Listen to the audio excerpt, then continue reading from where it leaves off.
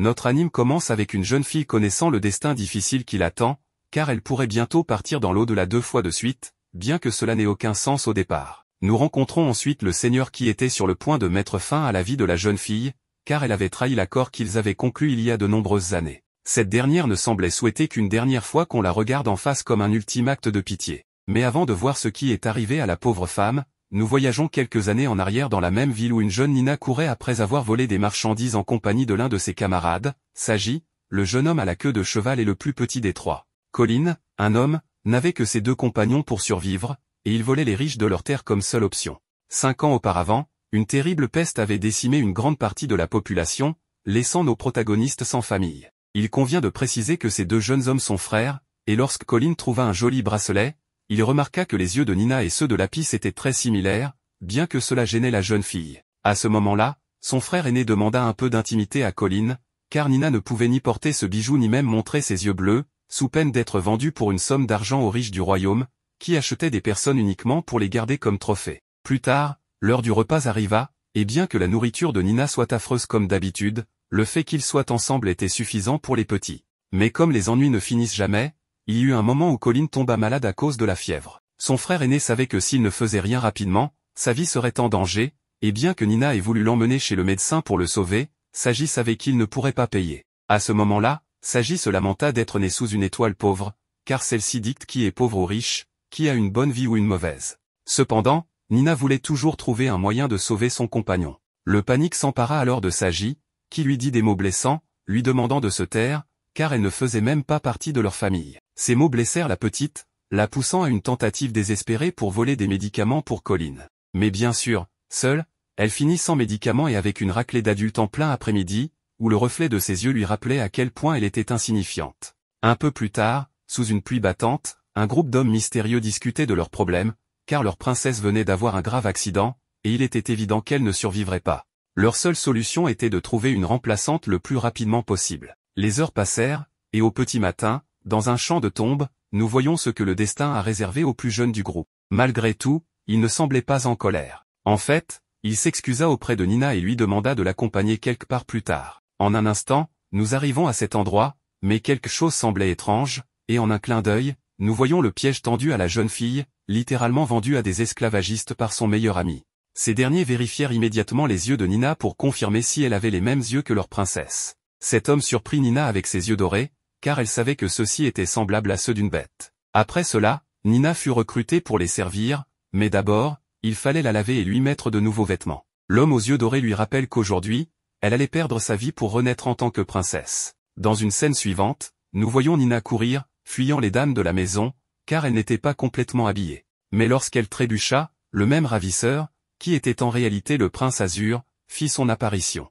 En voyant Nina après une bonne séance de lavage, il n'arrivait pas à croire qu'elle était la même gamine sale qu'il avait achetée récemment. Malgré cela, elle restait trop plébéienne pour le château, et avec une épée, il marqua le début de la nouvelle vie de Nina. Azur déclara que, dès aujourd'hui, Nina deviendrait la princesse et prêtresse Alisha, qui n'aurait que 3 mois pour apprendre à se comporter convenablement, car sa mission était d'épouser le prince héritier de Galgada, et par conséquent, le successeur du trône actuel. Cela signifiait que Nina avait pour mission de ne jamais être découverte, sous peine de perdre la vie. Cependant, après tant de sermons, Nina donna un coup de pied pour s'emparer de l'épée d'Azur, lui rappelant que, en d'autres termes, c'était un énorme service qu'elle lui rendait. Même si elle n'était pas du tout menaçante, la petite demandait toujours des explications sur pourquoi elle devait faire tant d'efforts pour un inconnu. Malgré cela, le prince lui rappela bien qu'une pauvre fille comme elle n'avait nulle part où aller, et qu'être une princesse ne devrait pas être un mauvais tournant dans sa vie. Après l'avoir écouté, le prince se présenta comme le second héritier du trône, tout en lui rappelant qu'il serait celui qui s'occuperait de sa transformation.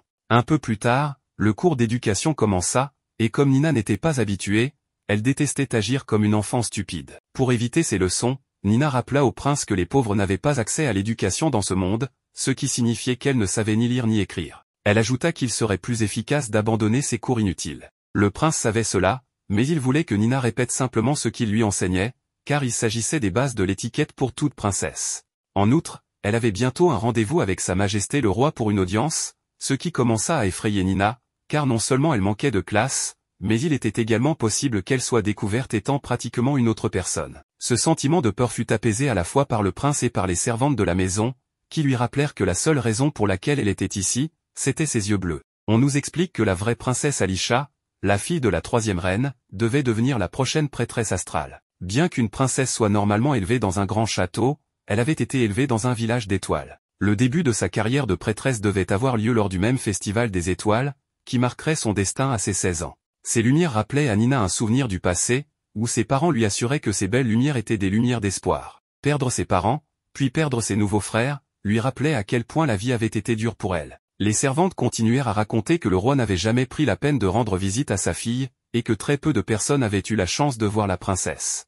Si Nina agissait correctement, il était peu probable que quelqu'un lui fasse du mal. Avec la promesse d'Azur de recevoir une récompense pour avoir bien agi lors de l'audience, et les supplications des servantes, Nina se trouva contrainte de faire de son mieux. Les jours passèrent, et Nina, bien que paresseuse, s'efforça de progresser, même si elle en venait presque à vouloir abandonner la mission. Cela fut reconnu par le prince, qui, pour la motiver un peu plus, emmena Nina dans un voyage pour voir tout le royaume depuis les hauteurs. Cette vue montra à Nina à quel point elle se trouvait dans un lieu important, car jamais auparavant elle n'avait vu de tels paysages. Malgré son manque d'enthousiasme pour le prince, quand Azur lui demanda à nouveau son aide, elle réfléchit et réalisa qu'elle était nécessaire à quelqu'un. Une partie de Nina ressentit alors le désir de s'efforcer davantage, ayant un nouvel objectif dans la vie. Lorsque le jour de l'audience arriva, Nina portait une magnifique robe royale, avec un rappel de ses servantes de ne pas ruiner l'occasion, car cela pourrait leur coûter la tête. En arrivant au royaume, Nina entra sans problème dans le château pour saluer sa majesté de la manière la plus cordiale possible, ce qui réussit à tromper le roi, qui loua les beaux yeux de sa fille, qu'il n'avait pas vue depuis si longtemps. Le roi voulut également savoir où se trouvait son demi-frère, nous révélant ainsi qu'Azur avait ce lien de parenté avec la princesse. Au même moment, la reine se rappela quelque chose à propos de sa fille. Après avoir passé tant d'années à s'entraîner pour devenir une prêtresse adéquate, elle devait sûrement être capable d'exécuter une danse pour le prince Muulom. Même à distance, les membres du conseil se demandaient pourquoi la reine demandait quelque chose d'aussi insensé à ce moment-là. Cela pétrifia Nina de peur, car elle n'avait appris aucune danse pendant ses entraînements avec Azur. Quand vint le moment de la danse, Nina voulut dire la vérité pour se sauver, mais son demi-frère vint à sa rescousse, la sauvant en rappelant à ses parents qu'Alisha n'était pas encore majeure et n'avait pas encore assumé ses devoirs astraux. Faire danser la jeune fille à ce moment ne pouvait qu'apporter la malchance à sa future relation avec le prince Muulom, d'autant plus que celui-ci n'était même pas présent pour assister à la danse. Grâce à ce mensonge, le prince put sauver Nina. Après avoir réfléchi au fait qu'ils auraient pu mettre fin à ses jours aujourd'hui, Nina comprit que le risque ne valait pas les récompenses d'une vie dans une famille riche. Elle décida de retourner là où elle avait toujours appartenu. Mais avec Sagi qui la trahit, elle se désiste. La reine du royaume était la véritable mère d'Azur, ce que la nouvelle reine interpréta mal. Avec un enfant qui n'était pas le sien, elle ne pouvait que penser du mal de la vie d'Azur. Et bien que ce dernier ait affirmé qu'il ne ferait jamais de mal à la femme de son père, la reine continua à harceler le prince en parlant de sa mère, assurant que les femmes craintives et faibles de caractère ne pouvaient pas réussir dans ce monde. Dans un geste insensé, la femme jeta son éventail à l'eau, prétendant qu'Azur l'avait fait tomber. Bien que le jeune prince tenta de lui en offrir un autre, la reine, sachant qu'il faisait très chaud, exigea rapidement qu'on lui ramène son éventail. C'est à ce moment que Nina saisit l'occasion pour plonger dans l'eau et mouiller la reine elle-même, avant de lui rendre son précieux éventail. Ce geste faillit valoir à la jeune fille un coup royal pour avoir osé la mouiller, mais avec Azur devant elle, personne ne put la frapper. Même les suivantes de la reine l'empêchèrent de le faire, évitant ainsi un problème plus grave encore. Bien que Nina fût très triste d'avoir causé des ennuis au prince, ce dernier se mit à rire discrètement et lui assura qu'elle n'avait rien fait de mal. Ils avaient même réussi à tromper le roi avec la présence de Nina, et la reine n'était plus un problème majeur. Il était clair qu'une femme aussi simple qu'elle chercherait toujours à créer des problèmes. Comme promis, Nina avait le droit de demander ce qu'elle voulait une fois rentrée chez elle. Son seul souhait était de recevoir un compliment sincère de la part d'Azur pour tout son effort. Cela fut compris par la servante de la maison, qui crut que Nina devait se sentir très seule. Cela poussa le prince à lui faire un compliment sincère, ce qui apporta à la jeune fille une grande joie après tous les efforts qu'elle avait fournis pour devenir une véritable princesse. Le Festival des Étoiles est une célébration des récoltes qui a lieu en été. Les gens font des offrandes pour remercier le dieu des étoiles et accrochent des lanternes à la porte de leur maison, une par personne, tout en faisant un vœu. Pendant ce temps, la protagoniste, supposément malade, se repose et toutes les portes ont été fermées pour qu'elle ne sorte pas seule. Cependant, elle veut faire une petite promenade, et c'est là qu'un jeune garçon l'aperçoit, c'est le premier prince, beaucoup plus jeune que le prince vicieux. Au début, il pensait qu'elle était une voleuse, mais il la reconnaît grâce à la couleur de ses yeux. En tant que futur roi, il peut l'emmener où il veut. Dans ce cas, la protagoniste demande quelque chose qu'elle pourrait utiliser contre le prince aux yeux dorés. Sa mission est de devenir très forte pour le protéger. Le prince, qui fuit les entraînements à l'épée, espère découvrir les faiblesses du prince aux yeux dorés pour pouvoir le vaincre. Alors qu'elle ressent une présence qui l'observe, il se retrouve dans la chambre, comme s'ils étaient ailleurs. À 17 ans, le prince aux yeux dorés dirige déjà son propre escadron. Lorsqu'ils essaient de se cacher, il les trouve rapidement. Le prince, agacé, dit qu'il peut garder le trône s'il n'est pas digne de le porter, puis il s'enfuit, mais tombe dans un puits avec la protagoniste. Au fond du puits, elle le serre contre elle pour lui donner de la chaleur. Ils doivent simplement attendre d'être secourus, car c'est un prince, et tout le monde doit sûrement être à sa recherche. Être prince est plus compliqué qu'on ne le croit, car on lui met des idées en tête à tout bout de champ. En réalité, il aime beaucoup son frère, le prince aux yeux dorés, et voulait découvrir ses faiblesses pour pouvoir se rapprocher de lui. En d'autres termes, il le considère comme un modèle à suivre. Il se rend compte que l'eau monte dans le puits, malgré le fait que le prince soit un peu potelé, elle le porte pendant des heures. Finalement, le prince aux yeux dorés les retrouve après un long moment et la remercie d'avoir pris soin de son frère. Plus tard, le prince demande à apprendre à manier l'épée. Il pensait tout ce temps que son frère l'évitait. À ce moment-là, en privé, il lui demande s'il a une faiblesse pour que le prince ait plus confiance en lui et aussi pour le faire chanter. Le prince aux yeux dorés avoue qu'il n'aime pas les choses informes, et il ne parle pas des fantômes. Entre-temps, des rumeurs circulent disant que la princesse est morte et que la protagoniste est une imposture, mais ses yeux bleus font douter tout le monde. Le matin, on lui rappelle que peu importe où elle doit rester fidèle à son rôle. Alors que le festival approche, elle n'aura pas à danser, car le prince aux yeux dorés s'est assuré qu'elle n'ait aucune tâche à accomplir, mais elle est quand même autorisée à faire un vœu. La malchanceuse apparaît alors et lui conseille de ne pas souhaiter obtenir le trône. Le roi, en revanche, est très aimable avec elle malgré ce que l'on raconte. Il apprécie même la protagoniste pour son franc-parler et son attitude directe, car les personnes les plus dangereuses sont celles qui feignent et trahissent. Le prince aux yeux dorés n'a pas besoin de lanterne, car il n'a aucun vœu à formuler. Peut-être est-ce parce qu'il ne désire rien ou que son vœu a déjà été exaucé. Le prince est souvent malade et redoute l'arrivée du festival, car un mois et demi après celui-ci, la protagoniste devra partir pour se marier dans le royaume voisin, situé au-delà des montagnes. Le voyage, que ce soit par mer ou par terre, est très long. Ce royaume voisin a progressivement conquis des territoires et il se dit que le premier prince est terrifiant. Si le grand-père du prince aux yeux dorés n'était pas malade, il aurait sûrement pris des mesures. Autrement dit, une fois parti, la protagoniste ne reverra plus le prince aux yeux dorés. À ce moment-là, un individu indiscret lui fait subtilement comprendre qu'elle pourrait sortir discrètement sans autorisation. Elle a le pressentiment qu'un événement grave va se produire, alors elle décide de quitter le palais le jour du festival. Quelqu'un parle d'une orpheline aux yeux très bleus, qui avait à peu près le même âge qu'elle et vivait dans le village des étoiles. Il n'en a jamais été question, et avec l'état de santé de l'ancien roi, cela pourrait servir à contrôler la situation. La protagoniste, suivant les conseils de l'indiscret, s'échappe en portant une cape et atteint la ville. Cela faisait longtemps qu'elle n'avait pas retourné là où elle vivait. Ses parents lui disaient souvent que ses yeux étaient de la couleur du dieu des étoiles, mais elle devait les cacher jusqu'à ce qu'elle soit plus grande. Tout le monde l'appelait par son nom, et ses frères la protégeaient aussi. En revenant à son ancienne maison, elle constate que personne n'y est. Elle se sent trahie, car tout le monde est parti et sa véritable identité est morte. Désormais, elle n'est plus que la princesse, bientôt mariée à un lointain pays. Cela rappelle au prince aux yeux dorés qu'il a oublié le nom et le visage de ses parents, tout ce dont il se souvient, c'est du nom que le roi lui a donné. Juste à ce moment-là, les méchants font leur apparition et le prince aux yeux dorés commence à éliminer tous ceux qui en savent trop sur l'imposture de la princesse,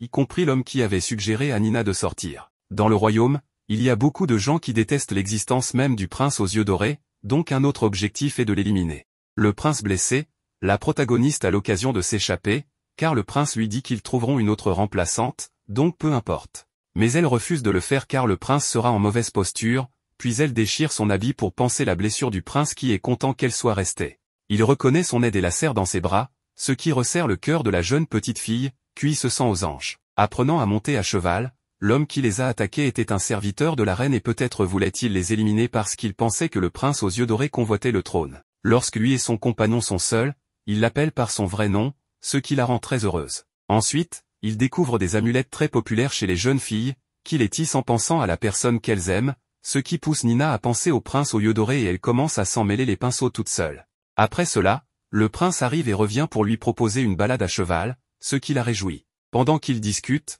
le prince examine le cheval et remarque quelques coupures. Sans lui dire, ils utilisent le même cheval, mais ses nerfs sont à fleur de peau. Au loin, ils aperçoivent le village royal où vit l'ancien roi, qui est son arrière-grand-père. Grâce à son leadership, la nation a prospéré. En d'autres termes, il est plus important que le roi actuel. Quand le prince aux yeux dorés avait 4 ans, c'est lui qui lui a appris tout ce qu'il sait, et malgré leurs différences, il le respecte beaucoup. De retour, elle finit de tisser et entend que la selle du cheval avait aussi des coupures, ce qui prouve qu'il a pris la bonne décision de ne pas monter. Les tentatives pour l'éliminer se multiplient et peut-être devrait-il en informer l'ancien roi, mais il ne le juge pas nécessaire. Si c'est pour sa nation, il laissera faire. Après tout, c'est l'étoile sous laquelle il est né. Agacée, elle lui reproche de ne rien faire, lui disant que s'il meurt vraiment, elle restera seule. Le prince la rassure en lui disant de ne pas s'inquiéter, elle doit simplement jouer son rôle et se marier. Elle lui lance alors l'amulette. En partant, elle rencontre le roi, qui ne semble pas au courant que la reine a ordonné de les éliminer. Elle décide alors de se rendre chez l'arrière-grand-père du prince aux yeux dorés.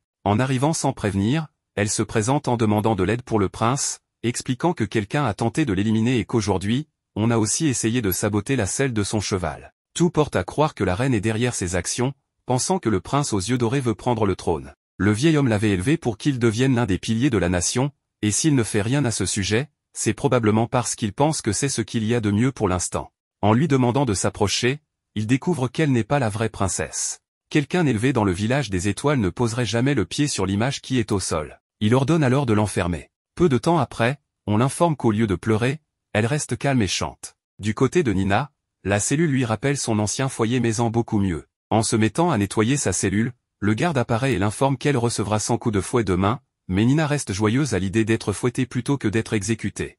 Lorsqu'il la revoit, elle supplie qu'on aide le prince aux yeux dorés et accepte n'importe quelle punition, pourvu qu'on épargne les autres. Ils lui ont donné un endroit où elle se sent chez elle, et maintenant ils sont sa famille. Malheureusement, l'ancien roi n'a plus ce pouvoir, ses jambes ne bougent plus et son cœur est sur le point de s'arrêter. Il n'y a rien qu'il puisse faire. Cependant, elle peut encore agir. La position qu'elle occupe est suffisamment puissante. Son petit-fils, le roi actuel, a donné son accord pour les fiançailles avec l'autre royaume, et c'est là l'erreur qui a tout déclenché. Ce que l'autre royaume veut, c'est mettre la main sur la princesse et la prêtresse. S'ils refusent, ils commenceront à les envahir. De cette manière, toute relation diplomatique prendra fin et, même si elles se marient, ils chercheront un autre moyen de les envahir. En d'autres termes, il n'y a aucun moyen de les arrêter. Mais c'est la protagoniste qui contrôle le destin. Si elle fait preuve d'une grande détermination, elle peut protéger le prince aux yeux dorés et aussi cette nation.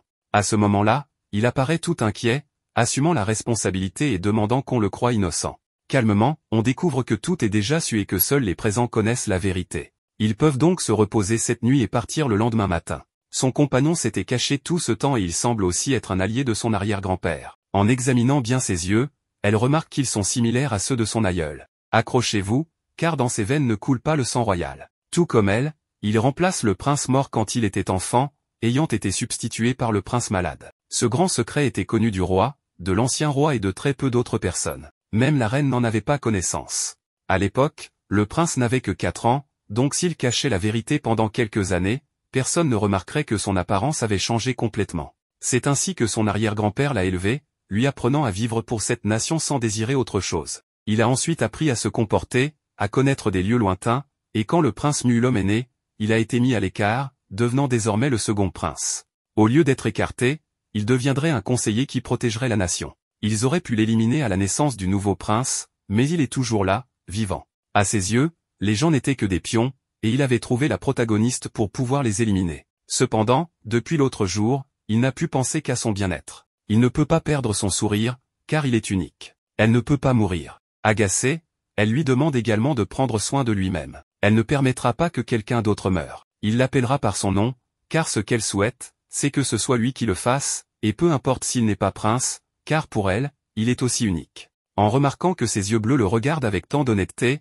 il l'embrasse en lui disant que ce n'était qu'un rêve, puis la laisse dans sa chambre. Nina a reçu de nombreux cadeaux qui, soi-disant, lui sont destinés et viennent de Galgada, du prince, car son mariage approche, c'est-à-dire qu'elle devra bientôt se marier. Elle commence donc à recevoir certains cadeaux. Cependant, Azur dit aux dames et à elle de ne pas encore les examiner, car il se peut qu'ils doivent les renvoyer. Pourquoi cela? Parce qu'évidemment, après tout ce qui s'est passé la dernière fois, y compris ce baiser avec Nina, il ne veut pas qu'elle parte pour Galgada. En fait, il envisage d'envoyer un messager pour reporter le mariage. Bien que cela soit compliqué, il va essayer. Azur voit ensuite Nina portant l'un des voiles de Galgada et lui demande de ne rien utiliser provenant de ce royaume. Il le lui retire et lui offre son propre cadeau, un joli ornement pour les cheveux avec une gemme bleue, de la même couleur que ses yeux. Le prince Azur lui dit que le bleu lui va bien et qu'elle est adorable. Bien sûr, notre Nina devient très embarrassée et essaie de le remercier pour ce compliment, mais elle a du mal à le faire. Azur, espiègle, lui demande pourquoi elle est si nerveuse, et Nina lui demande de ne pas l'appeler ainsi en présence d'autres personnes,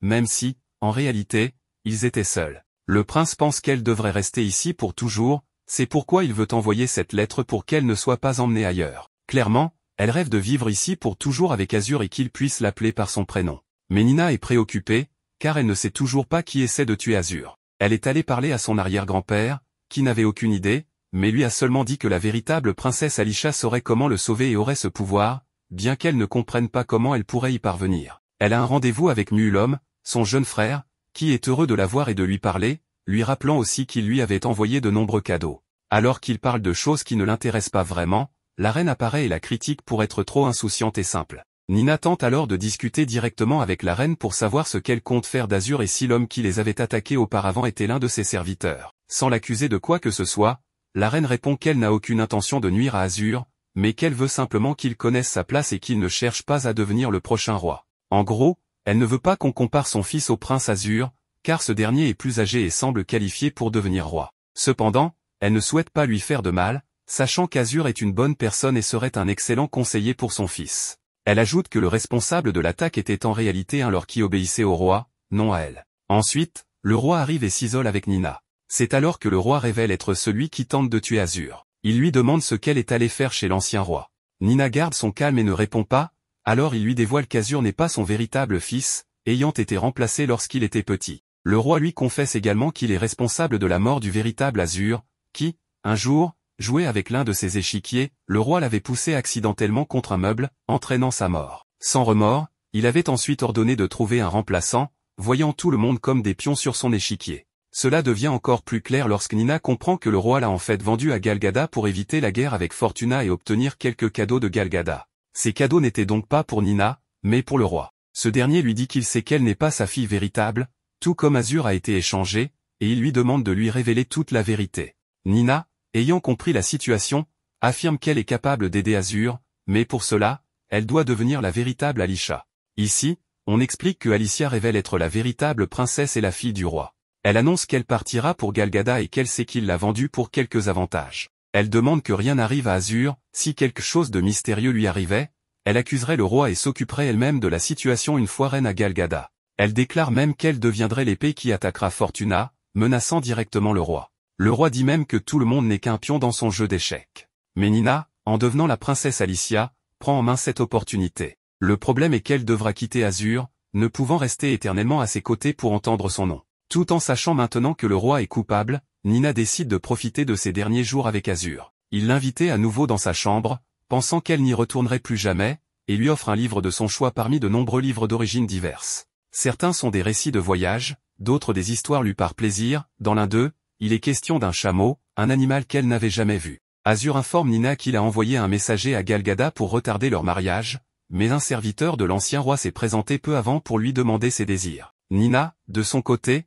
souhaite que le messager n'arrive pas, décidant ainsi de partir pour Galgada afin de protéger Azur. Elle garde cela secret, savourant le temps passé avec lui, le menant dans des endroits où elle se rendait avant d'être capturée. Ils goûtent des plats délicieux, se détendent ensemble et, bien que gênée lorsqu'on la présente comme la petite amie d'Azur, elle ne le nie pas, ajoutant une nervosité palpable. À la fin de cette journée, Nina l'enlace spontanément. Azur lui demande pourquoi, et elle répond qu'elle en avait simplement envie. Il avoue alors qu'il n'est plus nécessaire de cacher leurs sentiments, que l'amour est bien présent entre eux. Ils s'embrassent, confirmant leurs émotions. Nina ressent une forte émotion, mais sait qu'elle devra partir, bien qu'Azur l'ignore. Pour le protéger, elle s'en va, le remerciant de tout ce qu'il a fait. Azur est perplexe, car cela sonne comme des adieux. Lorsqu'on envoie Azur faire des courses à l'extérieur du palais, c'est le moment où Nina prend congé, faisant ses adieux à ses dames de compagnie qui ne peuvent la suivre. Habillée en tenue de Galgada, elle reçoit les adieux en larmes de Muulom, qui ne veut pas voir sa sœur partir si tôt, bien qu'il lui reste encore 10 jours avant son départ officiel. Nina lui promet de protéger Fortuna à distance. Pendant ce temps, Azur découvre que son départ a été orchestré par le roi et même par Nina, jusqu'à Do, son bras droit, qui l'a trompé. Azur retourne précipitamment au palais pour tenter de revoir Nina, mais il est trop tard, elle est déjà partie pour Galgada. Elle avait espéré un dernier adieu de sa part, sachant qu'elle ne le reverrait plus ni n'entendrait plus sa voix. Elle a choisi de devenir la princesse Alisha pour le protéger. Le prince Seth de Galgada, son futur époux, est un homme brutal qui a même tué une des princesses avec qui il était fiancé lorsqu'elle a tenté de l'attaquer. On lui annonce qu'il rencontrera bientôt la princesse Nina, mais il ne sait même pas qui elle est. Le prince Seth de Galgada n'a pas l'intention de voir Nina pour l'instant. Il n'est même pas intéressé par le fait d'avoir tué une princesse ou les événements à venir. En réalité, il lui a tiré dessus parce qu'elle a tenté de le tuer, lui donnant ainsi une excuse pour éliminer tout son peuple. On remarque que le prince a un oiseau qu'il adore et qu'il a nommé Nina, mais cela n'a rien à voir avec notre Nina. La pauvre Nina a longtemps attendu que le prince Seth vienne la voir, mais cela n'a pas eu lieu. Elle se prépare toujours soigneusement, mais en vain, et elle n'est pas très heureuse de la situation. La seule personne qui reste avec elle est Ikami, une servante envoyée par l'arrière-grand-père d'Azur pour veiller sur Nina. Toutes les autres femmes qui travaillent avec elle sont de Galgada et ne la regardent même pas dans les yeux. Lorsqu'elle demande quand elle pourra voir le prince, on lui répond qu'elle doit simplement attendre, car il reste encore 6 mois avant le mariage. Elle peut donc se promener librement dans le palais et le château. Nina se balade alors un peu partout, mais lorsqu'elle salue les gardes et le personnel, personne ne lui répond ni ne la regarde. Elle ressent une ambiance un peu hostile. Elle imagine à quoi pourrait ressembler ce prince Seth qu'elle ne connaît pas. Elle sait seulement qu'on l'appelle le dieu de la guerre, qu'il est très fort et qu'il a soumis 2 royaumes en les transformant en vassaux. Elle imagine qu'il a les yeux rouges et les cheveux argentés, comme un lapin. Elle arrive alors dans un jardin du château après avoir entendu quelqu'un appeler, mais en fait, on appelait Nina, l'oiseau, et non elle. C'était le prince Seth. L'oiseau est allé se poser sur la tête de la pauvre Nina et lui a un peu picoré le front, le laissant rouge. Elle se retrouve face à ce type aux cheveux argentés et aux yeux rouges, donc elle assume qu'il s'agit du prince. Elle est en colère, évidemment, car il ne semblait pas être occupé, et il aurait pu venir la voir à tout moment. Elle est un peu irresponsable et lui parle comme si elle était une inconnue. Elle essaie néanmoins de se calmer et de garder ses bonnes manières. Il lui demande si le nom Nina est son surnom d'enfance, et elle répond que oui, en essayant de ne pas crier sur l'oiseau qui continue de la picorer. En guise de pardon, le prince lui dit qu'ils organiseront un banquet en son honneur le lendemain. Après cela, il s'en va tout simplement. Nina pense que c'est un homme sympathique, mais ne le trouve pas particulièrement impressionnant. Le soir, elle contemple le ciel étoilé et repense à Azur et Fortuna, même si elle sait qu'elle ne devrait pas le faire, car cela lui manque. Vient le banquet, auquel assistent le prince Seth et 2 autres princesses restantes. C'est là que Nina apprend qu'elle est candidate pour devenir l'épouse du prince, rien n'était encore décidé. L'ambiance au repas est tendue, car les princesses souhaitent simplement partir. Elles viennent des royaumes vassaux que le prince Seth a conquis et aimeraient retourner dans leur royaume. Elles précisent qu'elles ne se rebelleront pas ni rien de ce genre. Nina finit par énerver le prince Seth, qui s'en va. Elle souhaite le suivre pour lui parler, mais les autres princesses lui demandent de rester, rappelant qu'il a déjà tué une princesse et suggérant qu'elles devraient toutes 3 s'enfuir. Nina ignore leurs conseils et suit le prince Seth, déterminée à poursuivre son plan de sauver Azur et Fortuna. Elle tente de parler avec le prince et lui dit qu'elle est prête à se marier avec lui et qu'elle fera tout pour être une bonne épouse.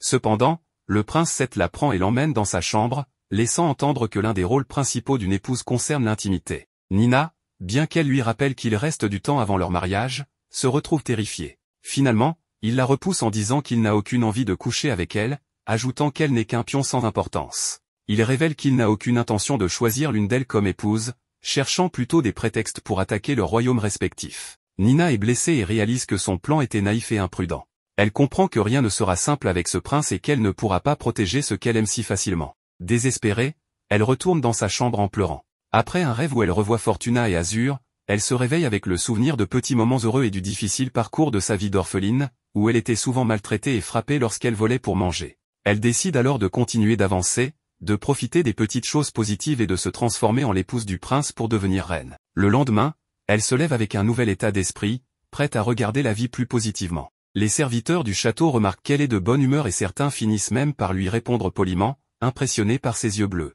Elle essaie de parler au prince Seth, mais les gardes lui disent qu'il est occupé. Cependant, elle l'aperçoit assis, inoccupé, à côté de son oiseau. Les gardes lui expliquent qu'il prend son temps de repos très au sérieux. Lorsqu'elle hausse la voix, le prince Seth lui dit qu'elle ne peut lui parler que s'il s'adresse d'abord à elle, et qu'il la punira si elle enfreint cette règle à nouveau. Les gardes la font sortir dans la cour. En courant, elle finit par bousculer une servante qui lui rappelle un de ses amis d'enfance lorsqu'elle était orpheline. Cette nouvelle servante est là depuis 3 jours seulement, et Nina souhaite devenir son amie. Après une hésitation, la servante accepte et elles deviennent amies, ce qui rend Nina très heureuse.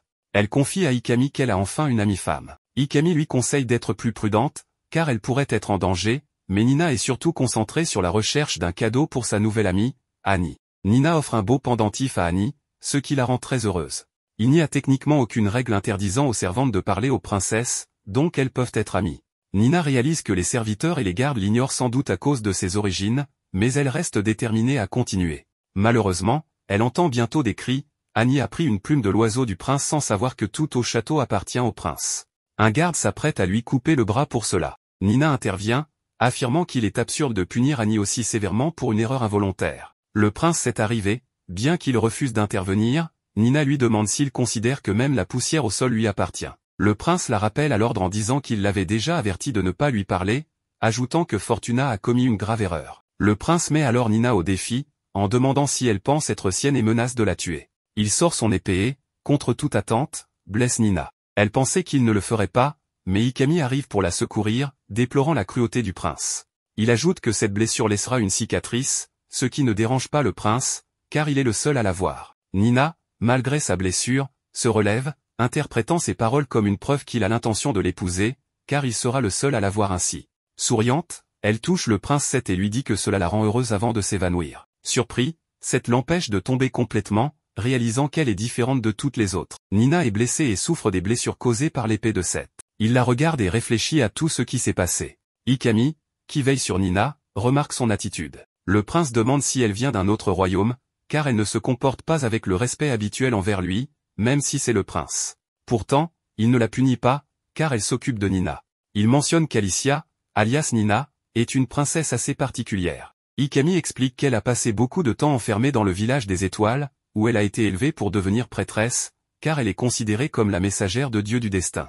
Seth garde cela à l'esprit, pensant qu'ils sont arrogants de croire cela. Un peu plus tard, Nina se réveille et semble plus animée. Elle frappe un de ses coussins pour extérioriser sa frustration envers Seth, mais ressent immédiatement une douleur à la poitrine, là où elle est blessée. Ikami lui rappelle de faire attention, car il est encore trop tôt pour bouger autant. Cependant, Nina, contrariée, se réjouit de ne pas avoir à voir Seth pour un moment, car Ikami lui apprend qu'il est parti du château pour réprimer quelques rébellions dans ses territoires. Nina peut alors parler avec Annie, qui s'inquiète pour elle. Annie la supplie de ne pas contrarier le prince Seth, car cela pourrait lui coûter la vie. C'est alors qu'une servante senior rappelle à Annie qu'elle ne doit pas se promener seule quand le prince Seth n'est pas au château. Nina ne comprend pas pourquoi, mais la servante explique que le capitaine de la garde du château, un noble sadique, abuse souvent de son pouvoir en l'absence de Seth. Ce capitaine, qui aime maltraiter les gens, est en train d'emmener de force une servante sous les yeux de Nina. Voyant que personne ne peut intervenir, Nina improvise en s'approchant de la servante, feignant d'être très mal en point.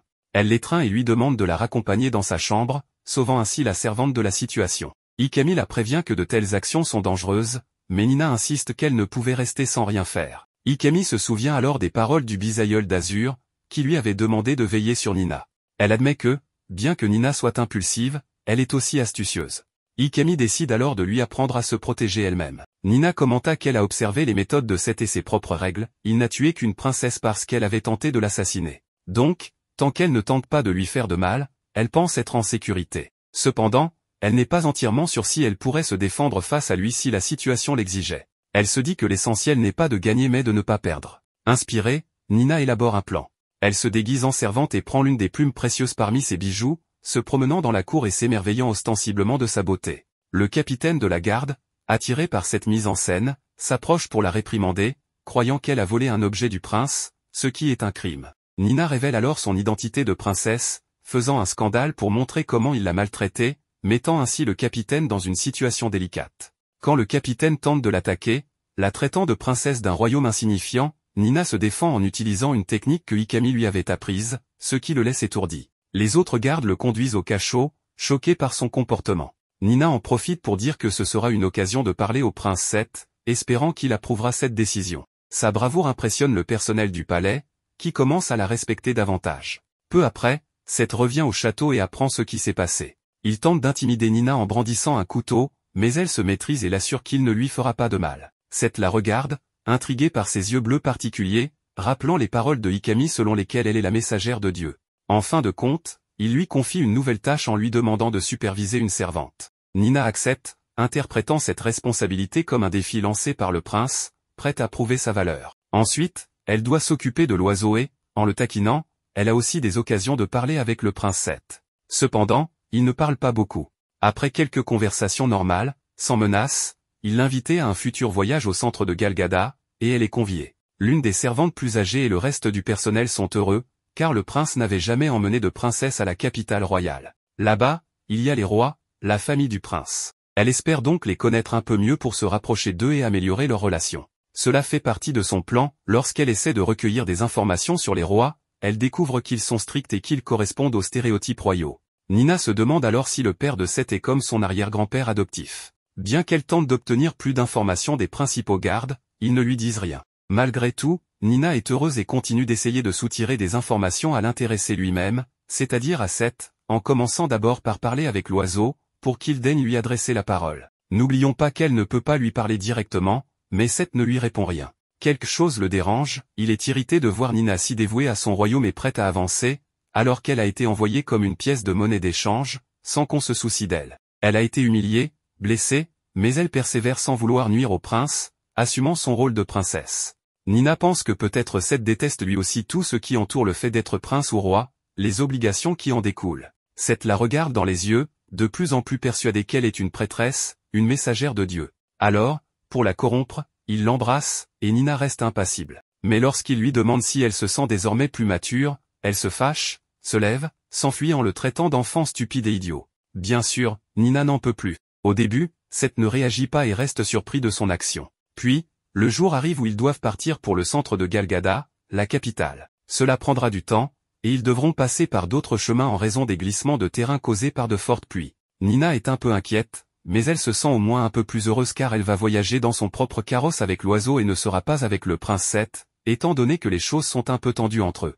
Cependant, en chemin, son carrosse tombe dans un ravin. Elle n'est pas blessée, mais se retrouve tout en bas du ravin.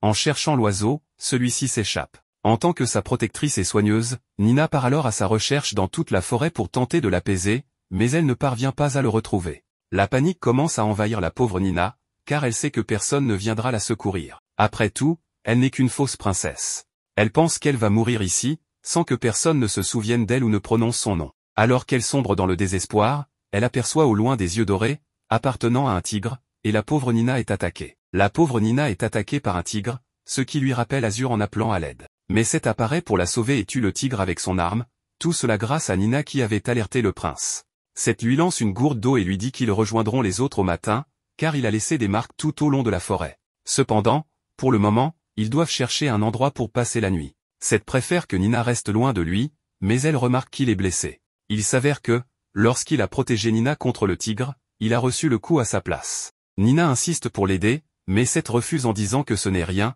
que même le dieu des enfers ne veut pas encore de lui, donc il ne risque rien. Malgré son insistance, Nina reste près de lui pour veiller sur lui. Durant la nuit, Seth s'endort et fait des cauchemars où il se remémore son enfance, marquée par des rituels visant à purifier son sang. Tantôt adulé et acclamé, tantôt purifié et renié, tout cela se faisait soi-disant sous les enseignements d'un dieu. Il se réveille en sursaut, et Nina pose sa main sur son front pour vérifier s'il a de la fièvre. Elle lui raconte qu'elle connaissait quelqu'un qui souffrait beaucoup de maladies et qu'elle avait l'impression d'absorber une partie de sa température chaque fois qu'elle prenait sa main. Seth se moque d'elle, insinuant que c'est typique d'une prêtresse avec une fausse bonté. Nina lui demande alors d'arrêter de parler des dieux et du destin, affirmant que si les dieux protègent les hommes, ils ne font pas grand-chose pour les aider. Ces propos surprennent Seth, car il est rare qu'une prêtresse parle ainsi. Cela éveille également sa curiosité pour Nina, qui semble à la fois innocente et pure, mais dotée d'une personnalité décontractée et surprenante. Il la taquine en suggérant qu'il existe d'autres moyens pour une princesse, ou plutôt une concubine, de le réchauffer pendant les nuits glaciales du désert. Nina, en plaisantant, l'embrasse, mais rit ensuite en disant que c'était sans amour et que cela ne signifiait rien. Elle traite le prince de gamin et tente de lui faire comprendre qu'il pourrait essayer de mieux la connaître. Elle pense qu'il a grandi sans amour et qu'il ne sait pas ce que cela signifie. Elle propose donc qu'ils feignent de s'aimer, car après tout, ils devront se marier un jour, et il faudra bien qu'un peu d'affection naisse entre eux. Soudain, l'oiseau s'envole brusquement, alerté par un bruit. Nina part enquêter, pensant qu'il pourrait s'agir d'un autre tigre. Seth lui assure qu'il n'y en a probablement plus dans les environs. En explorant, Nina découvre une grotte où elle trouve un petit tigre. Ne voulant pas le laisser seul, elle décide de l'emmener avec elle. Seth s'y oppose, suggérant qu'il devrait rester dans la nature. Nina insiste, affirmant que, comme prince, Seth pourrait utiliser son autorité pour s'occuper du petit. Seth finit par céder, promettant de faire appel à des spécialistes des créatures pour s'en occuper. Nina décide de nommer le petit tigre qu'elle a recueilli Mivalia, qui signifie l'aube. Et ici, on revient sur le fait que Nina veut que Seth la traite mieux. Elle lui demande de la traiter au moins comme il traite son oiseau. Seth accepte et dit qu'il la traitera de la même manière, l'appelant par son prénom, Nina. Cela ravive chez Nina des souvenirs liés à son passé, en particulier à son vrai prénom, utilisé lorsqu'elle était enfant. Même si Seth pense que ce prénom était juste un surnom donné à la princesse dans sa jeunesse, cela marque un rapprochement entre eux. Au matin, ils sont retrouvés par les autres membres du groupe. Seth fait comme s'il n'avait aucune blessure et reste impassible, car il ne veut pas montrer de faiblesse devant ses soldats et ses serviteurs. Ils arrivent à Galgada, une nation qui, autrefois pauvre, est devenue prospère grâce à un messager divin ayant conseillé un ancien roi d'explorer les terres du sud. Aujourd'hui, Galgada est une nation puissante, ayant conquis d'autres royaumes, et leur objectif ultime reste de conquérir Fortuna. Nina arrive au palais royal avec le prince et découvre qu'il est bien plus imposant que celui de Fortuna, un symbole évident de la puissance du royaume. Elle rencontre aussi les autres princes, Yor, le deuxième prince, Bido, le troisième, et Tot, le quatrième. Comme prévu, les relations entre eux sont tendues, car chacun convoite la place de Seth, l'héritier légitime. Un incident éclate lorsque les autres princes remarquent les yeux bleus de Nina, la prêtresse de Fortuna. Une dispute éclate entre eux, mais Nina intervient, leur demandant d'arrêter de se battre. Elle va même jusqu'à frapper Seth, lui reprochant de rendre l'atmosphère inconfortable pour tout le monde et conseillant aux princes de prêter plus attention à leur environnement. Réalisant ensuite qu'elle avait peut-être dépassé les limites, elle s'attend à être punie, mais aucun châtiment ne lui est infligé. Malgré cela, elle espère améliorer ses relations avec la famille de Seth et devenir une bonne future reine. Plus tard, une servante informe Nina qu'elle doit dormir dans la chambre de Seth cette nuit-là. D'abord réticente, elle se dit ensuite que ce pourrait être une bonne occasion de se rapprocher du prince. Lorsque Seth arrive, Nina propose de dormir par terre près de Maveria pour s'en occuper, mais Seth insiste, les nuits à Galgada sont froides, et ils doivent partager le lit. Il la rassure en disant qu'il n'a aucune intention de lui faire du mal. Nina s'excuse pour son comportement face aux autres princes, mais Seth lui explique que, dans d'autres circonstances, cela aurait pu lui coûter la vie. Pourtant, il a choisi de ne rien faire cette fois. Seth confie qu'il n'a aucun intérêt pour ses demi-frères, qui sont tous enfants de concubines et ne partagent avec lui que leur père. Nina, de son côté, exprime qu'elle aurait aimé avoir des frères et sœurs pour se sentir moins seule, notamment dans des moments difficiles comme la perte de ses parents. Elle devine que Seth, élevé dans la solitude, a toujours ressenti ce vide. Elle comprend alors que, s'il commence à s'ouvrir aux autres, il pourra découvrir de nouvelles choses, l'affection, et construire des relations plus humaines. Nina accepte de travailler sur sa relation avec Seth, sachant qu'ils finiront par être mari et femme. Malgré cela, elle se sent nerveuse dans ce palais inconnu et sur un lit qu'elle ne connaît pas. Elle pense qu'elle ne pourra pas dormir, mais finit par s'endormir immédiatement. Seth, quant à lui, l'observe calmement, apaisé par sa présence et celle des créatures autour d'eux. Cette première nuit à Galgada est sereine pour lui, une rareté. Le lendemain matin, Nina se réveille et se rend compte qu'elle est très proche de Seth. Elle remarque la beauté de ses cils lorsqu'il ouvre les yeux. Elle demande comment ils en sont arrivés là, et il lui répond qu'elle s'est rapprochée d'elle-même. Lorsqu'elle lui demande de la lâcher, il obéit sans protester. Nina en profite pour saluer ces deux créatures, l'oiseau Nina et la petite tigresse Mivalia. Cette annonce à Nina qu'elle doit désormais jouer le rôle de sa servante et l'habiller. Bien qu'elle n'aime pas cette idée, elle accepte en se souvenant que c'est l'une de ses nouvelles fonctions. Elle s'exécute maladroitement, mais Seth semble presque sourire à chaque fois qu'il la regarde, comme si quelque chose avait changé en lui, bien que Nina ne sache pas exactement quoi. Plus tard, les quatre princes se réunissent devant le roi, qui parle de leur plan d'invasion de Fortuna. Il sait que Seth veut s'y attaquer par les armes, mais il n'a pas encore décidé quoi faire de la princesse Nina, l'utiliser comme excuse ou non.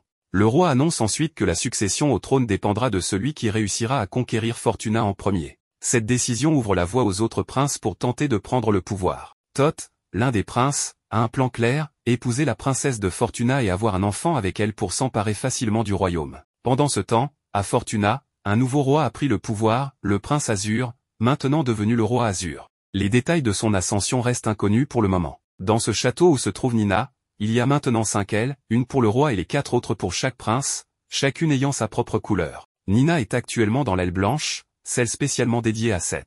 Une servante lui annonce qu'elle aura désormais sa propre chambre et qu'ils dormiront séparément. Cela met Nina en colère, et elle va demander des explications à Seth, se demandant pourquoi il ne veut plus partager sa chambre avec elle. Seth lui explique alors que cela concerne la succession au trône. En effet, il n'est plus le prince héritier, car à présent celui des 4 princes qui se mariera avec Nina deviendra le prochain roi.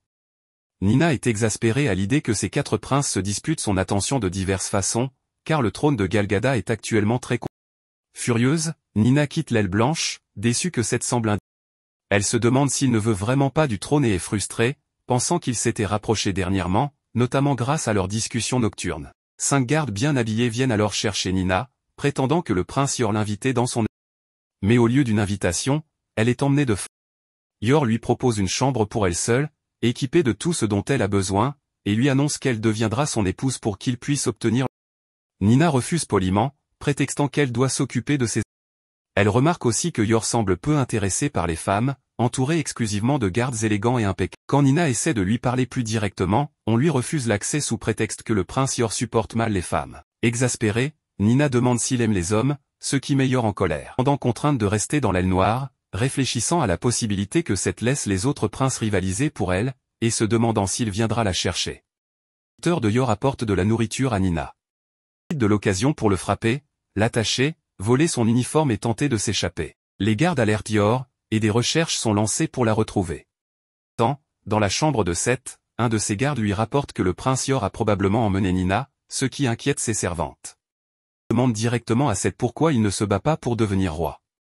Donc il n'a pas besoin de s'affirmer, sachant qu'il est destiné à être le prochain roi de Galgada grâce à son sang royal et à son expérience sur les champs de bataille depuis son jeune âge. En essayant de fuir, Nina tombe sur un autre prince, Bido, qui cherche à se rapprocher d'elle, mais de manière moins agressive que Yor. Tente de l'emmener dans l'aile pourpre, Yor réapparaît avec ses gardes, ordonnant de capturer Nina et rappelant que les princes n'ont pas le droit d'entrer dans l'aile d'un autre. Il ordonne à ses gardes de couper un pied à Nina pour l'empêcher de s'échapper. Tant qu'elle pourrait devenir reine, rien d'autre n'avait d'importance, son seul intérêt étant le trône. Le prince Bido intervient, jugeant cela excessif, et les gardes hésitent à obéir. Seth arrive pour sauver Nina. Proche d'entrer dans son aile sans autorisation, lui demandant comment il a pu passer. Il répond calmement qu'il a simplement demandé aux gardes de le laisser passer. Proche de Nina, lui tend la main, et lui demande si elle veut partir avec lui. Le prince rappelle à Seth que la succession au trône a changé, qu'il n'a plus d'autorité sur la princesse Alisha. Il rétorque qu'Alisha lui appartient déjà, montrant une marque comme preuve. Pour cela, il commence à déboutonner sa chemise, ce qui trouble Nina. Il révèle une cicatrice qu'il porte depuis leur dernier affrontement. Dans l'aile blanche, Nina est furieuse, mais pas trop, car Seth reste proche d'elle, presque collé. Il semble développer des sentiments pour elle. Autrefois froid et vide, semble changer grâce à Nina. Il tente de ne pas être trop en colère, arguant qu'il n'a pas ouvert sa chemise entièrement et que son geste n'avait pour but que de la libérer. Nina, qui envisage de lui pardonner. Anna, une servante, observe leur proximité et demande à Ikami, un autre serviteur, s'il est content de voir cela. Ikami, bien que toujours attentif à Nina, semble la regarder avec une sévérité inhabituelle, plutôt que de l'affection. Après cet incident, les gardes de Yor viennent s'excuser auprès de Nina, expliquant qu'ils n'avaient pas réellement l'intention de lui couper un pied. C'est simplement impulsif. Elle pense même à pardonner aux gardes, qui paraissent sincèrement inquiets pour leur prince. Champ de l'air, Nina sort et tombe sur le plus jeune prince, Tot. Elle se demande s'il est lui aussi intéressé par le trône, mais il affirme que ce n'est pas le cas, ayant d'autres préoccupations. Il parle des changements chez Seth depuis qu'il a rencontré Nina, ce qui l'inquiète. Il raconte que Seth, dès l'âge de 12 ans, menait des guerres et était redouté pour sa dangerosité. Il rappelle aussi les propos de Yor, qualifiant Seth de prince maudit à cause de sa naissance d'une prêtresse, considérée comme blasphématoire. Il conseille à Nina de choisir parmi ses deux autres frères, Bido ou Yor, affirmant qu'ils sont meilleurs que Seth. Il insinue que si Seth devenait roi, cela entraînerait des pertes humaines. Nina rejette ces insinuations, préférant se faire sa propre opinion sur les gens. Dévoilant son côté manipulateur, sourit face à sa réponse. Tard, Nina confronte Seth pour en savoir plus sur une rumeur concernant le temple sanglant. Reste vague, lui disant que tout ce qu'elle a entendu est une histoire qu'il ne souhaite pas expliquer. Nina insiste, disant qu'elle préfère apprendre la vérité directement de lui. Il accepte finalement et l'emmène au temple sanglant, un lieu où il a grandi. Là, il lui montre l'endroit où le grand prêtre s'était suicidé sous ses yeux. La mère de Seth, d'après ce qu'on raconte car il ne l'a jamais connue, était d'une beauté inoubliable. Le roi, son père, avait entretenu une relation avec cette prêtresse, qui donna naissance à Seth. Cependant, pour cacher ce qu'ils considéraient comme une souillure, ils enfermèrent Seth dans un temple. Il fut élevé par le grand prêtre, qui, amoureux de sa mère, oscillait entre bienveillance et maltraitance envers Seth. Parfois, le prêtre traitait Seth avec douceur, voyant en lui le fils de la femme qu'il aimait. Autrefois, il le punissait sévèrement, le considérant comme le fruit de l'union avec le roi, l'homme qu'il haïssait. Il vivait chaque jour dans l'angoisse de ne pas savoir quel comportement le prêtre aurait envers lui. Il arrivait même que Seth ne soit pas nourri, le laissant frôler la mort, jusqu'à ce que le prêtre, pris de remords, vienne s'excuser. Un jour, le roi apprit l'existence de Seth et envoya ses gardes pour le récupérer. Refusant de voir Seth partir, le grand prêtre se suicida en se jetant du toit du temple. Le traumatisme explique la personnalité froide et distante de Seth, marquée par une enfance où il n'espérait que la mort. Et par cette histoire, Nina souhaite montrer à Seth qu'il existe de la beauté et des choses positives dans le monde. Sachant pas comment s'exprimer avec des mots, elle décide de l'étreindre, tentant de lui transmettre chaleur et affection. Geste sincère émeut Seth. Au moment, une légère neige commence à tomber. Nina, qui ne connaît pas la neige, s'émerveille devant ces flocons qui se dissipent en fondant. Lui explique que le vent a transporté la neige depuis les montagnes voisines. Sa Nina, Seth redécouvre la beauté du monde à travers ses yeux, et pour la première fois, sa vie semble se remplir de couleurs. Tour, il la prend dans ses bras, et elle lui tient la main. Pendant, Nina s'interroge, pourra-t-elle un jour lui avouer qu'elle n'est pas Alisha? Et de devoir lui mentir toute sa vie la rend malheureuse. De retour au château, les gardes de Seth l'informent que le roi de Forna a demandé une audience. Il y a 1 mois et demi, un nouveau roi a été couronné, mais personne n'en savait rien. Le messager royal arrive au château. Là, inquiète, sort pour comprendre ce qui se passe et apprend que le prince Azur est devenu roi. Prenant l'importance de la situation, elle se précipite pour rencontrer le messager, qui se révèle être Azur lui-même. Nina était très pressée de savoir si ce messager était Azur ou non. Elle essaie donc d'esquiver tous les gardes du château pour l'approcher. Elle parvient à les saluer et montre un vif intérêt à parler avec le messager, bien qu'elle ne soit toujours pas sûre qu'il s'agisse d'Azur. Les autres discutent avec elle, mais Ikami lui conseille de faire très attention à ses propos, car tout le monde écoute, et cela pourrait mettre les messagers en danger. Nina tente de chercher Azur et de lui parler, ou au moins d'obtenir un regard de sa part. Cependant, il détourne les yeux et elle ne peut pas s'approcher davantage, car les messagers doivent entrer et cela pourrait leur causer de sérieux problèmes. Dépitée, elle retourne dans sa chambre, très triste qu'il n'ait même pas voulu la regarder. Elle culpabilise, ne sachant pas dans quel état il se trouve, car au fond, elle est partie sans rien lui dire, ce qui pourrait l'avoir contrariée. Mais si c'était le cas, pense-t-elle, il ne serait probablement pas là. Seth, inquiet pour elle, discute avec Annie pour comprendre ce qui ne va pas, car Nina n'est pas aussi joyeuse et énergique que d'habitude. Annie suppose que voir les messagers de son pays a dû lui provoquer de la nostalgie. Seth demande alors ce qu'il pourrait faire pour qu'elle redevienne comme avant. Surpris par son intérêt, Annie suggère qu'un bon repas ou une activité amusante pourrait lui remonter le moral. Seth demande alors à un de ses gardes d'apporter toutes les délicieuses douceurs disponibles dans le château. Quand Nina voit tous ces bonbons et sucreries, elle s'interroge sur ce qu'il se passe pour qu'il y en ait autant.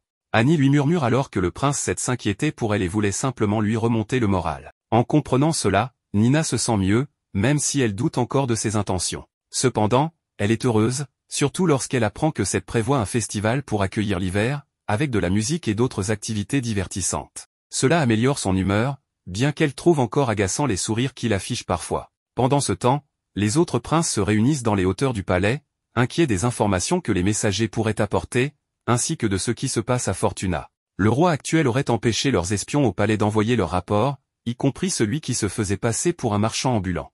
Il soupçonne donc des bouleversements à Fortuna. Toth évoque l'idée que le roi pourrait reconsidérer la succession au trône, vu les récents événements, ce qui ne plaît pas à Yor, qui doit impérativement épouser la princesse Alisha pour accéder au trône. De son côté, Nina, alias la princesse Alisha, décide de s'éclipser discrètement pour rejoindre les messagers. Elle agit en cachette de Ikami, Annie et même de Seth. Elle exprime son attachement croissant envers eux, notamment envers Seth, qu'elle commence à chérir. Elle décide alors d'agir audacieusement, elle approche les gardes en prétendant apporter des bonbons aux messagers, restant d'une réserve du prince Seth. Les gardes, toutefois, lui refusent le passage, affirmant qu'elle a besoin d'une autorisation.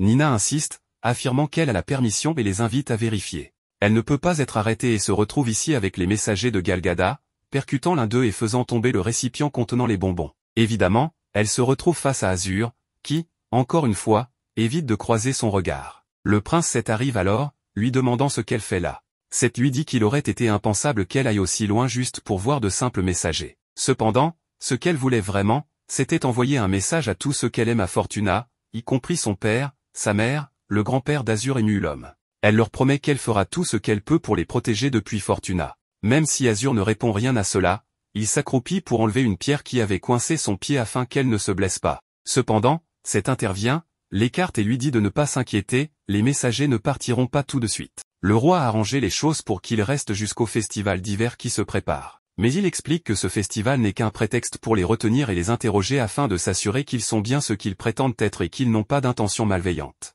Seth sort alors son épée et la pointe vers Azur, mais ce dernier ne bronche même pas, ce qui surprend le prince. Reconnaissant les capacités évidentes d'Azur, Seth annonce qu'un tournoi se tiendra pendant le festival, et que celui qui le gagnera pourra demander ce qu'il souhaite. Cela pourrait être très risqué pour Azur, mais c'est une opportunité qu'il pourrait envisager. Cette menace également Azur de ne pas s'approcher de sa princesse, mais Azur s'excuse humblement, prétendant qu'il n'a jamais voulu l'offenser et continue de jouer son rôle de simple messager. Après cela, Azur parle à ses messagers, leur rappelant de ne rien dire car il pourrait y avoir des espions à l'écoute. Même si les gardes à l'extérieur des portes ne peuvent pas entendre, des spécialistes comme Ikami pourraient espionner. En effet, Ikami écoute leur conversation à travers une fenêtre, alors qu'Azur se demande si Ikami est toujours de leur côté, ou est-il désormais du côté de Galgada. Pendant ce temps, Nulhomme, préoccupé, est près d'une fenêtre. La reine lui ordonne de s'en éloigner pour éviter de tomber malade. Nulhomme s'inquiète pour le roi Azur et pour la reine. Il a entendu dire que le roi a abdiqué et passe maintenant son temps à jouer au chatard. Mais Nulhomme sait que le roi a confié à Azur le trône pour un an seulement, en lui demandant de protéger Fortuna même au prix de sa vie. Cela trouble Nulhomme, qui se demande ce que sa sœur Alisha ferait si elle était là. Il sait qu'elle saurait comment agir. De son côté, Mavis s'est échappée. Nina court à sa recherche, reprochant à Annie d'avoir laissé la porte ouverte. Elles atteignent une partie du domaine violet du prince Bido, où tout le monde est vêtu de cette couleur. Annie suggère que Nina pourrait participer au tournoi, car le vainqueur pourra demander ce qu'il désire. Cependant, ni le roi, ni les gardes royaux, ni les princes ne sont autorisés à y participer. Le prince Bido arrive alors, proposant à Annie de rejoindre son cercle de femmes. Il affirme que l'amour est infini et qu'il peut toujours avoir de nombreuses amantes. Malgré cela, il n'a pas renoncé à faire de la princesse Alisha son épouse.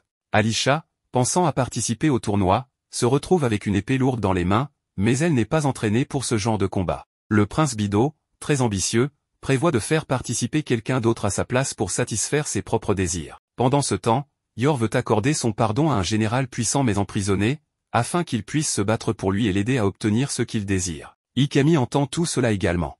Nina décide qu'elle devrait peut-être apprendre l'escrime. Annie lui dit que ce n'est pas nécessaire, mais Seth propose de l'entraîner. Pendant leur séance, il explique que le secret de l'escrime est de deviner ce que l'adversaire va faire et de l'attaquer avant qu'il ne le fasse. Seth, habitué à lire facilement ses adversaires, avoue avoir du mal à comprendre Nina, qu'il trouve imprévisible. Même si Seth n'a pas beaucoup de compassion pendant leur entraînement, ses gardes et serviteurs remarquent que Nina montre des talents prometteurs. Si elle persévère, elle pourrait devenir une escrimeuse compétente. Ils s'affrontent, mais Nina finit par plaisanter et rendre l'entraînement moins sérieux. Petit à petit, les gens commencent à apprécier Nina.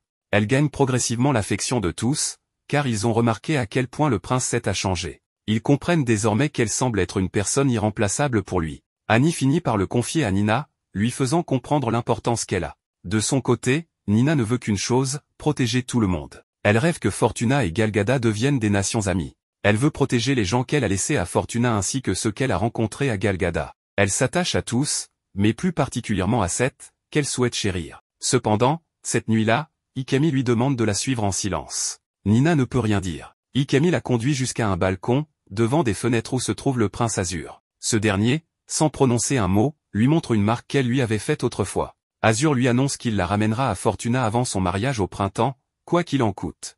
Nina, bouleversée, lui demande pourquoi il lui dit cela. Ces paroles remuent ses émotions, et elle trouve cela injuste, car cela lui rappelle à quel point elle l'aime encore. Nina était très bouleversée par tout ce qui s'était passé. Elle venait de revoir Azur de près, et celui-ci lui avait dit qu'il l'emmènerait à Fortuna avant son mariage au printemps. Elle a essayé d'en apprendre davantage à ce sujet par l'intermédiaire de Ikami, mais cette dernière lui a simplement répondu qu'elle avait pris le pouvoir. Toute cette organisation du départ de Nina de Galgada risquait de causer de nombreux problèmes. Bien qu'elle aime toujours Azur, l'entendre dire qu'il allait l'emmener, en plus de le revoir, l'a profondément troublée, lui rappelant combien elle l'aime. Ikami lui a alors demandé si elle avait entendu parler de la légende sur l'origine de Fortuna et a commencé à lui raconter l'histoire. Il y a très longtemps, il existait un peuple appelé le peuple des étoiles. Ce peuple avait des yeux bleus et le pouvoir de communiquer avec les esprits de la création.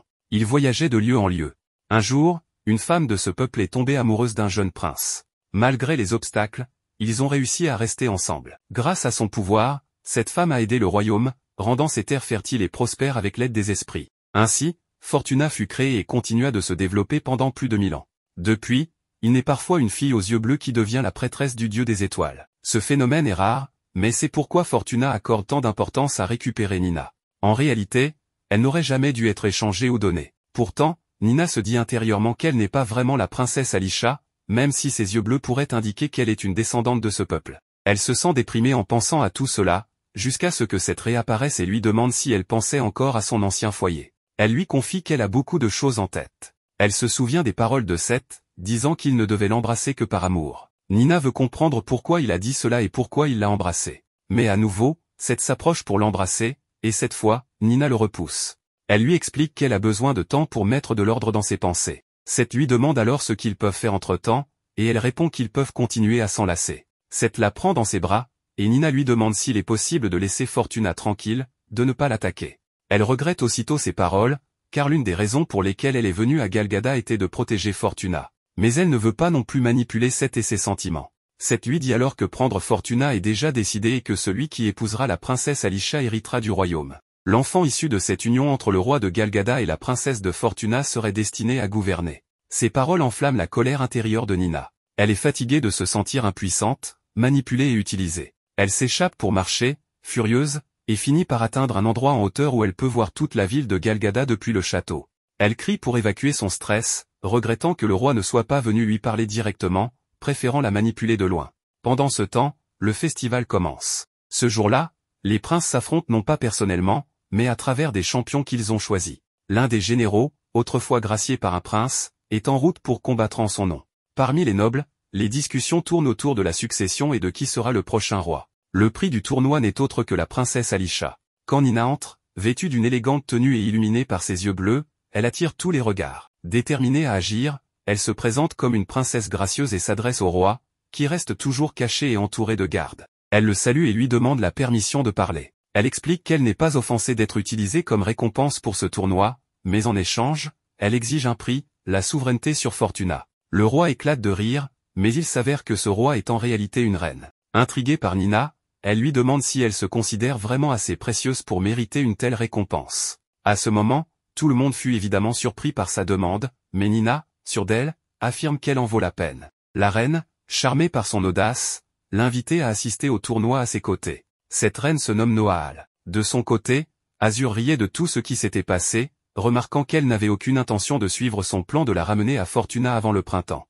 Nina, comme à son habitude, surmonte les obstacles et avance, ce qui est l'une des raisons pour lesquelles il est tombé amoureux d'elle. C'est aussi pour cela qu'il a accepté l'idée du roi, selon laquelle il pourrait être roi pendant 1 an avant de mourir pour Fortuna. Cependant, Azur n'a aucune intention de rendre la couronne. Le roi, lui, a organisé tout cela en pensant que c'était la meilleure solution pour régler le problème avec Galgada, qui prévoyait d'attaquer bientôt. Étant roi, il aurait été le principal responsable. Le tournoi commence, offrant un véritable spectacle. La reine explique à Nina que les princes et généraux ne peuvent pas participer, car dans le passé, un héritier est mort lors d'un tel événement. Ils peuvent cependant désigner des combattants pour se battre en leur nom, leur permettant de gagner en prestige. Nina, curieuse, demande directement à la reine quelle est sa relation avec les princes. La reine rit, appréciant la franchise de Nina, et révèle qu'elle est leur tante, la sœur cadette du roi précédent. Elle a dirigé Galgada et mené des expansions militaires pendant que les princes grandissaient, car ils étaient trop jeunes à la mort de leur père. Cependant, elle affirme que chacun des princes manque d'un élément essentiel.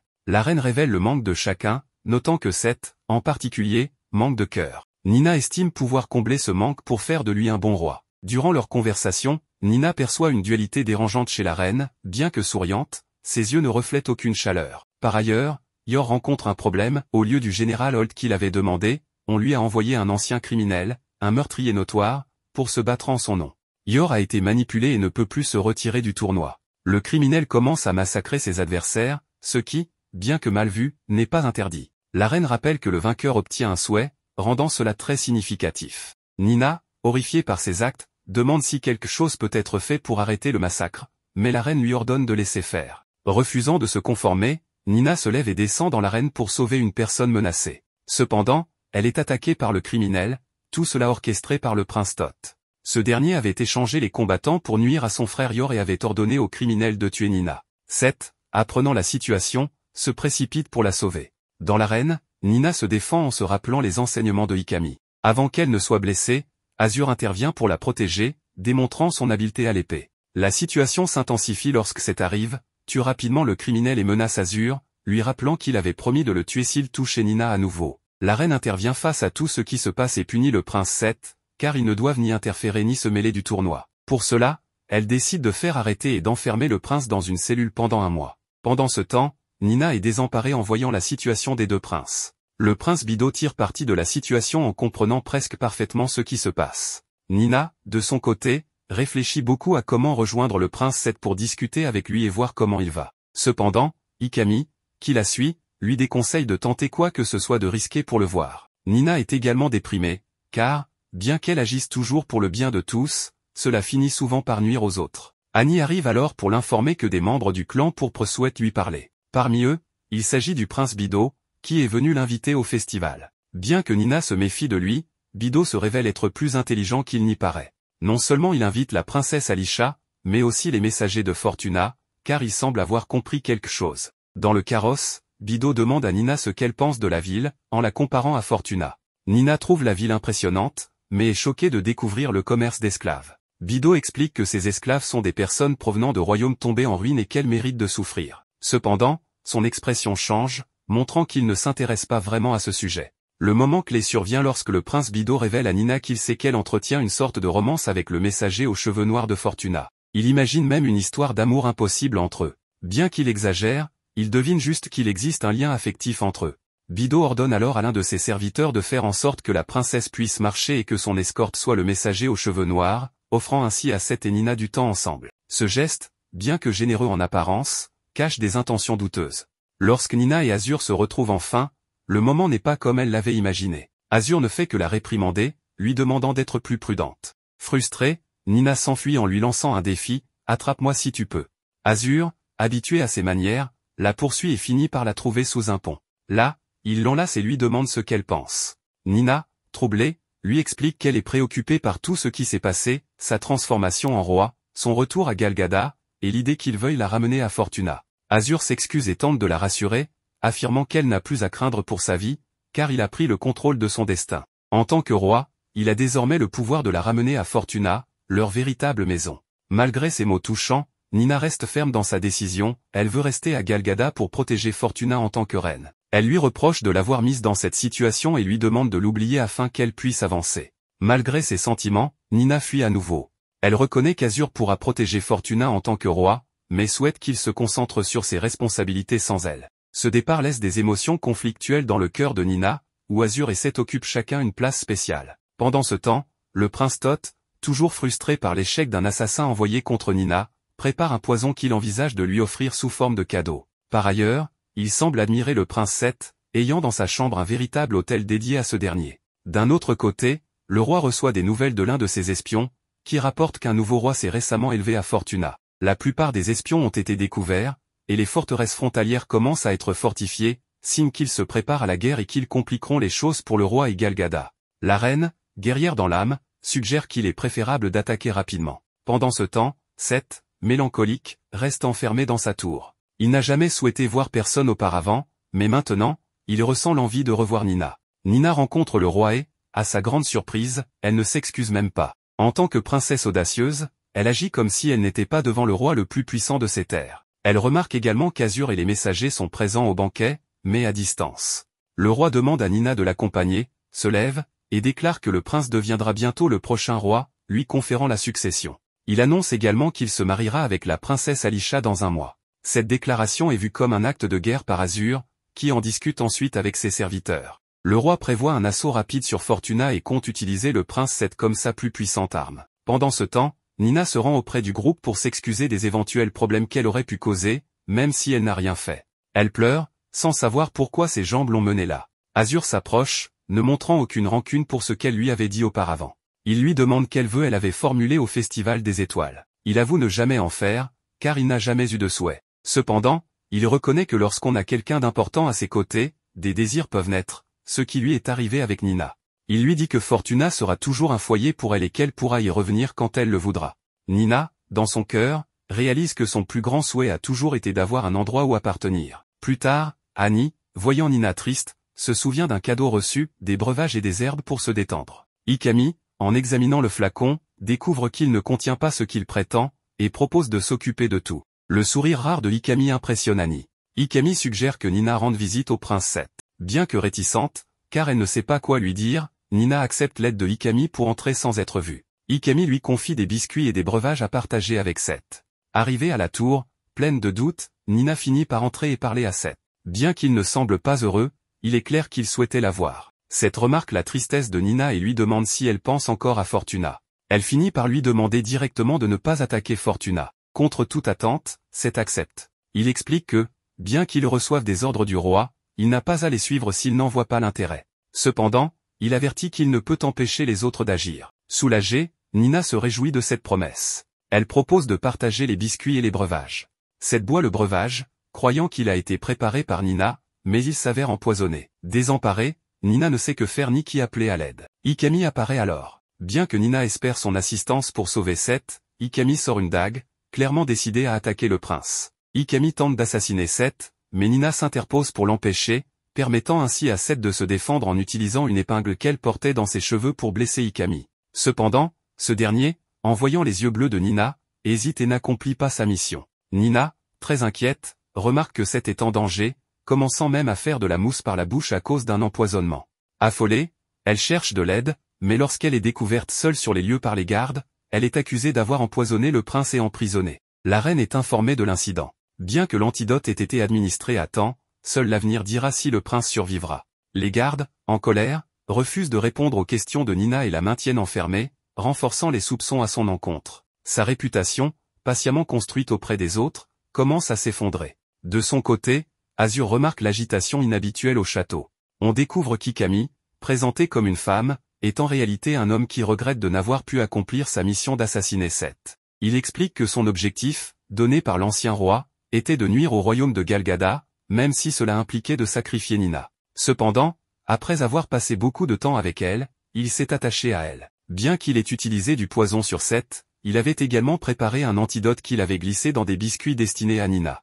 Nina, enfermée dans sa cellule, est submergée par la tristesse et les doutes. Elle voulait croire en Ikami et espère pouvoir lui pardonner un jour. Ikami lui rend visite pour lui donner de l'eau, mais Nina, méfiante, lui demande s'il est venu pour la tuer. Ikami avoue que sa mission était d'éliminer les figures importantes de Galgada, ce qui blesse profondément Nina. Elle se sent trahie, pensant qu'Ikami ne croyait pas en sa capacité à devenir une reine capable de changer les choses. Ikami, cependant, reconnaît l'impact de Nina. Il admet que c'est grâce à elle que Seth a baissé sa garde, lui permettant de l'attaquer. Mais il ajoute que des actes sont nécessaires pour changer le monde, pas seulement de belles paroles. Il décide alors de se livrer à la reine, espérant épargner Nina et la princesse Alisha. Avant de partir, il fait ses adieux à Nina, qui reste bouleversée. Nina est présentée devant le roi, mais personne ne peut corroborer son témoignage selon lequel elle n'a pas empoisonné Seth. Ses servantes apparaissent, et Ikami confesse avoir préparé la mixture empoisonnée apportée par Nina. Annie, une autre servante, mentionne également des fleurs de l'aile noire, prétendument liées au prince Yor, bien que cela soit un mensonge élaboré par Thoth, un complice. Annie est réprimandée par le roi pour avoir osé accuser ses subordonnés de mensonges, mais Nina la défend, affirmant qu'Annie est incapable de mentir. Malgré la gravité des accusations, le roi décide de pardonner Nina, impressionné par sa loyauté envers ses servantes. Même ainsi, il ne croit rien à Nina et l'envoie à nouveau en cellule. Sur le chemin, Nina croise brièvement le regard de Ikami, lui transmettant avec ses yeux qu'elle va continuer à avancer et qu'elle prouvera qu'avec de belles paroles, on peut accomplir beaucoup. Ikami, de son côté, ne peut qu'observer ses yeux bleus qui lui rappellent la mère de son ancien foyer. Pendant ce temps, le prince Thoth, qui avait organisé cette tentative d'assassinat contre la princesse Alisha, découvre que des antidotes ont été ajoutés aux collations préparées. Il se sent manipulé à son insu, tout cela ayant été orchestré par Ikami pour éviter de faire du mal à Nina. D'un autre côté, Annie trouve Ikami dans sa cellule, suspendu, donnant l'impression qu'il s'est suicidé. Il laisse un message confessant qu'il est responsable de tout et que Nina est innocente, ce qui lui sauve la vie. Par ailleurs, les messagers notamment le roi Azur sont informés que Nina est indisposée et que son engagement sera reporté. On leur demande de retourner dans leur royaume, mais le roi Azur, sachant ce qui se passe grâce au message de Ikami, comprend que le royaume de Galgada feint l'ignorance. En cellule, Nina commence à mal se comporter avec le garde pour l'inciter à parler. Le prince Thoth arrive et ordonne au garde de les laisser seuls. Il parle à Nina, dévoilant son véritable visage. Nina comprend qu'il a tenté de l'assassiner. Thoth avoue qu'il vénère son frère Seth comme un dieu froid et calculateur et qu'il veut le modeler en roi impitoyable, capable de purger ce monde repoussant. Il accuse Nina de l'avoir adouci et explique que son objectif est d'éloigner Nina pour que Seth devienne le roi qu'il souhaite. Thoth révèle aussi qu'un antidote a été glissé dans les collations, ce qui pourrait incriminer Nina davantage. Il informe Nina qu'elle sera envoyée loin et que les messagers seront assassinés en chemin. Nina, désespérée, crie pour qu'Azur soit protégé. Azur et les messagers tombent dans un piège, mais Ikami qui a simulé sa mort grâce à l'aide de quelqu'un arrive à temps pour les sauver. Pendant ce temps, la reine convoque Nina pour lui annoncer qu'elle sera envoyée dans un endroit isolé en attendant une décision sur son sort. Voyant Nina brisée, la reine semble indifférente. Nina apprend qu'elle pourra emmener Annie avec elle et que son exécution est retardée en raison de la confession de Ikami. Mais cette révélation blesse Nina, qui réalise qu'Ikami ne lui faisait pas confiance pour surmonter les obstacles. Avant son départ, Annie rassure Nina en lui révélant qu'Ikami est en vie et qu'il protège Azure. Apprenant cela, Nina se sent soulagée. Cependant, elle est envoyée dans un lieu glacial où elle est censée mourir. Nina, malgré tout, espère revoir Seth pour tout lui expliquer.